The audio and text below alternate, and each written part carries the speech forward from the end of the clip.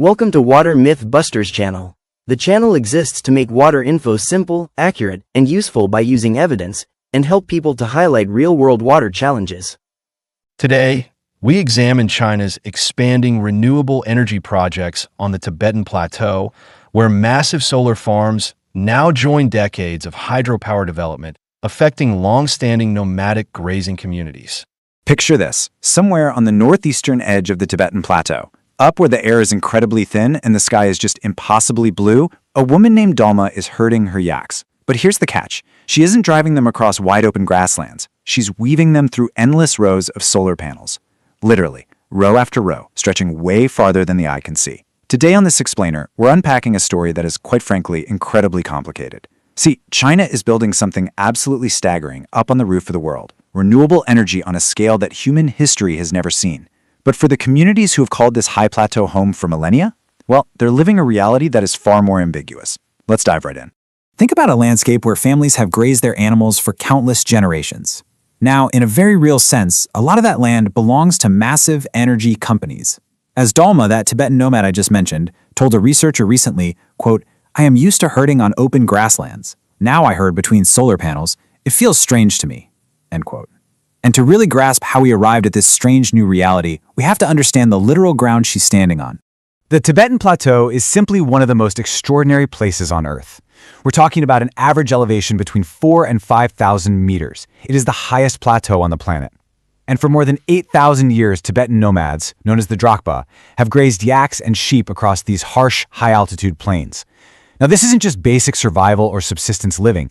It's actually a highly sophisticated rotational grazing system. For millennia, it's helped maintain a super delicate ecosystem, one that literally feeds the headwaters of Asia's largest and most important rivers. But today, the plateau has another massive defining feature. The Tibetan Plateau and the broader Western region contain roughly 90% of China's total solar energy resources. 90%! Plus, they hold more than 85% of the country's wind resources. That is an almost unimaginable concentration of clean energy potential. And China, which is facing one of the most urgent decarbonization challenges of any nation on Earth, has definitely noticed. Which brings us to part one of our explainer, China's clean energy machine. To wrap our heads around what's happening up on the plateau, we really have to look at the sheer numbers. By May of 2025, China had installed over 1,080 gigawatts of solar capacity alone.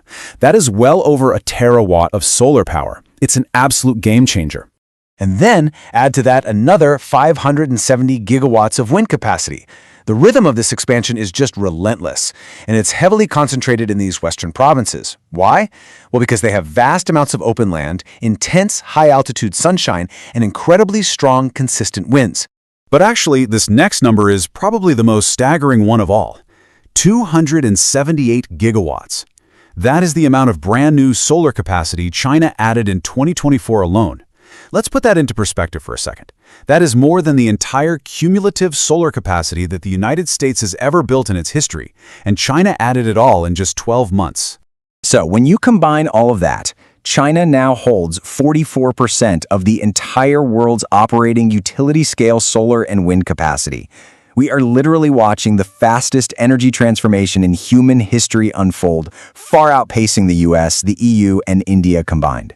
And the absolute crown jewel of this massive expansion, that would be the Gonghe Talatan Solar Complex in Qinghai Province. By 2026, it hit an installed capacity of 21 gigawatts.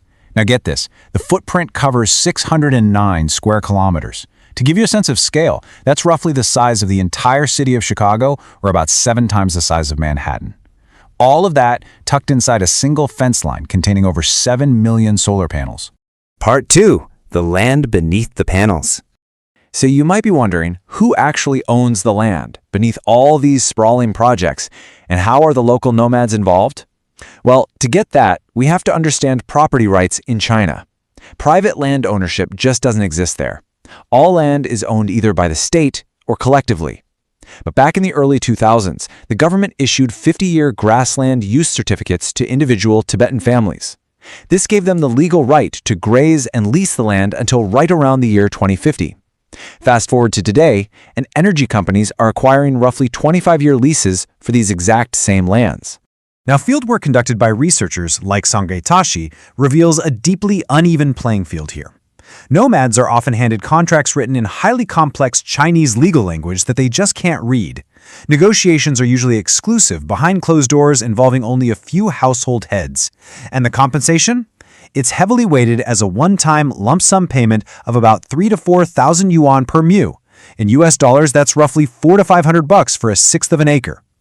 The catch is, there are no ongoing royalties. So these nomadic families are essentially surrendering an entire generation of land rights for one single, relatively small payment. Moving on to Part 3, Ecological Impacts and Surprises. If we set aside the social dynamics for a second, the actual environmental reality down beneath those panels is a genuinely mixed story. It's pretty fascinating, actually. On one hand, there is some real ecological good news. In areas that used to be desert, the panels cast shade and create a cooler microclimate. Soil evaporation drops, and vegetation cover has bounced back to a remarkable 80%. They've even introduced something called solar grazing, where herds of sheep, sometimes 20,000 of them, safely manage the grass beneath the panels, which earns the herders some income. But here is the flip side. Not all of this development is happening on barren desert. In many places, highly productive alpine grassland, known locally as pangtang, is being dug up and converted. Ancient herding routes are being completely severed, wildlife is getting disrupted, and local nomads are facing mandatory orders to reduce the size of their herds. And then there is a massive, looming environmental threat that almost no one is really talking about yet. By the year 2050, the world is expecting roughly 80 million tons of end-of-life solar panel waste. Think about that. 80 million tons. And these panels contain toxic heavy metals, things like cadmium and lead. As of right now, there is essentially zero large-scale recycling infrastructure up on the remote Tibetan Plateau to handle all this e-waste. And that's going to be a huge problem when these current panels start reaching the end of their lifespans in the late 2030s. That brings us to Part 4, Power, Policy, and Geopolitics. You know, none of this is happening in a vacuum. If we trace the timeline, we can see a very clear, steady escalation. What started with just handing out those grassland certificates back in the 2000s eventually paved the way for the massive Gonghe Solar Park in 2015. Then, by 2021, China's 14th five-year plan specifically targeted the West, designating 7 of its 9 huge clean energy bases right there. By 2023, local authorities were enforcing strict livestock tagging and herd reduction orders on the nomads. Basically, state priorities for energy development began overriding traditional pastoralism. And the thing is, it's not just solar and wind out there. In 2024, construction really accelerated on the Mutuo hydropower station on the Yarlung-Tsangpo River. This thing is projected to hit 60 gigawatts. That will nearly triple the power output of the famous Three Gorges Dam. The geopolitical implications here, they're staggering, because this particular river flows straight downstream into India and Bangladesh. So this 1.2 trillion yuan mega project places Tibet at the absolute center of China's energy and water diplomacy. And as you can imagine, it is raising some intense anxieties for those downstream neighbors. Finally, Part 5, Pathways Toward Energy Justice.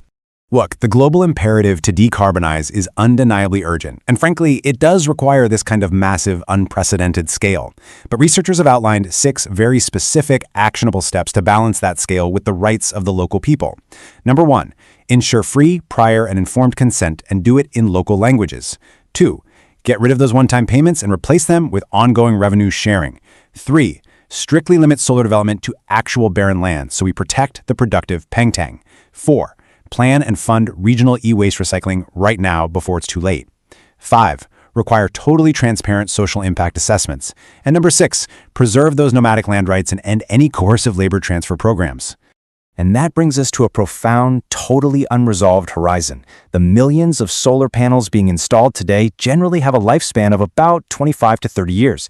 The grassland certificates currently held by the Tibetan nomads, those expire right around 2050. So what happens to these families and this entire 8,000-year-old way of life when both the energy leases and their legal right to the land run out at exactly the same time? It is a heavy question, and it's one that definitely demands an answer long before that last panel dies. Thanks so much for joining me on this explainer. I really hope it gave you a clearer picture of the complex, uneasy ground sitting right beneath our global green transition. See you next time. Thank you for watching. Please do not forget to like and share the video. Subscribe to the channel for more videos on water politics in South Asia.